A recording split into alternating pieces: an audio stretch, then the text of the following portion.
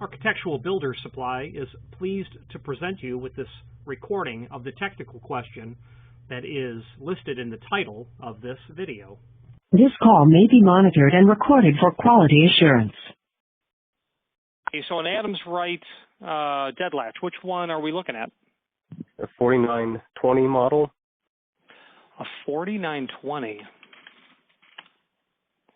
Okay, sure, yes, sir. The ANSI version. Yeah, so I have it keyed on both sides, and I've just realized I'm missing a set screw on one of the sides that I haven't actually used that often, so I hadn't realized it was the keyhole. I mean, the cylinder was spinning. Mm-hmm. And I'm not sure what screw to pick up or the spec on it. I'm hesitant to unscrew the other one because it's recessed in there. I'm gonna drop it and I gotta take the whole darn thing apart. Yeah, that is a very valid concern. The issue with buying a set screw is you might find it challenging to find one that's going to be the proper drive type. Let's see if I can come up with a thread type for that. 40. Okay.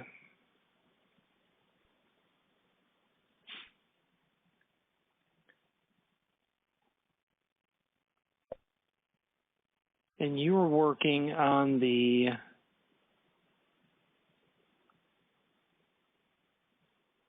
let's take a look here.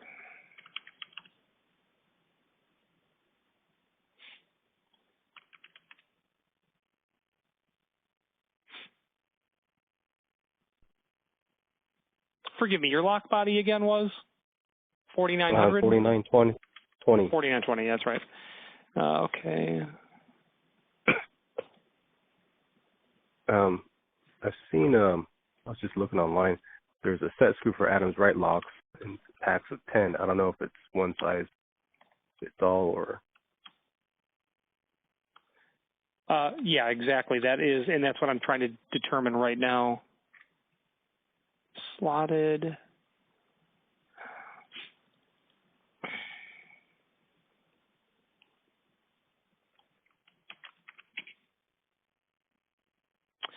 Okay, so we're going to find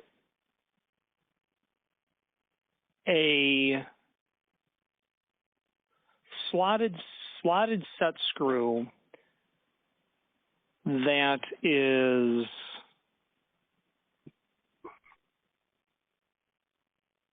well, the problem is they don't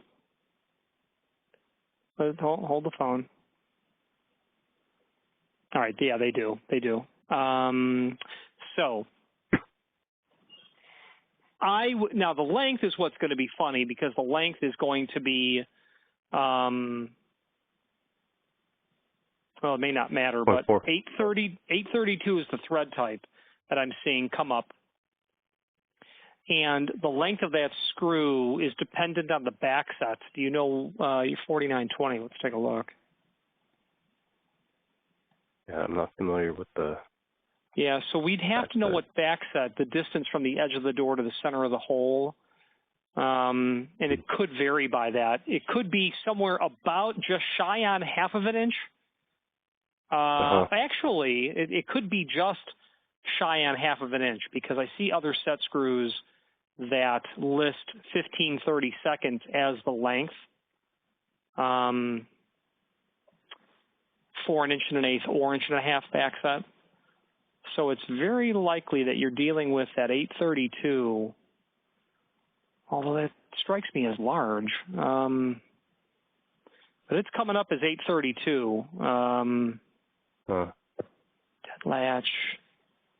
And, you know, 832 is definitely coming up all over the place as a thread size. The challenge, however, is going to be finding an 832 set screw that will give you the ability to, well,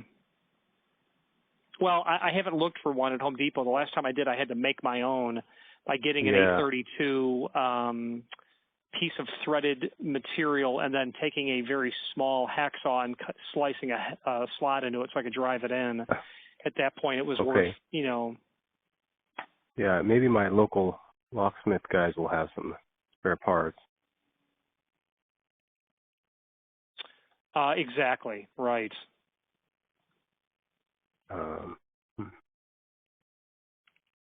So you think it's the half-inch one, 0.45, maybe? It could be. It's going to be, 3/8 plus or minus. If I was going to try to put one together, I'd get one that was, 5/16, maybe 7/16, not any more than 7/16. Okay. And goes without saying, you can buy them, but and they're likely in stock, but that doesn't help you lock up a door now. Yeah. Okay. Any advice for getting it in there without dropping them in the body? I've never had any sort of risk of them coming out and falling down the edge of the door. I mean, you might want to have a magnet, in your hand to capture that when it gets loose. But I've never really had them come out and fall. Although the truth of the matter is, I don't recall ever having fully removed one in the past because you don't want to do that. Yeah, putting it in is also the trick too. Strong enough magnet to set it.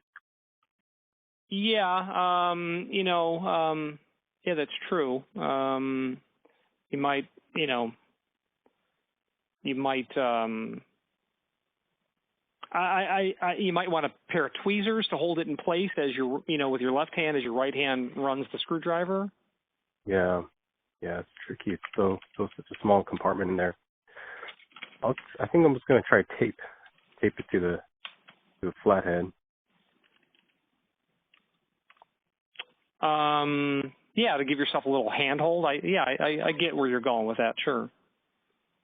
You're going to need to rotate it a little bit. If you cut a slot in the tape itself and turn it, a revolution or two, and then you can pull the tape off without concern. Yeah. All right. It's been very helpful. We'll check out get a 832 screw. Absolutely. I think I'll try I wish you luck. Get the longer one.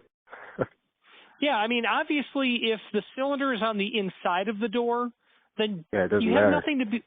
I mean, it matters in the sense that you have to be aware to keep it vertical when you're rotating it, but you can order the right part or not feel like you're compromised because you're really not. If somebody else tries to use it and they don't realize, then you could have someone locked in and panic. But if there's not a security issue, then I'm not sure that it would be something I would go through all the effort of trying to make one, is what I'm trying to say.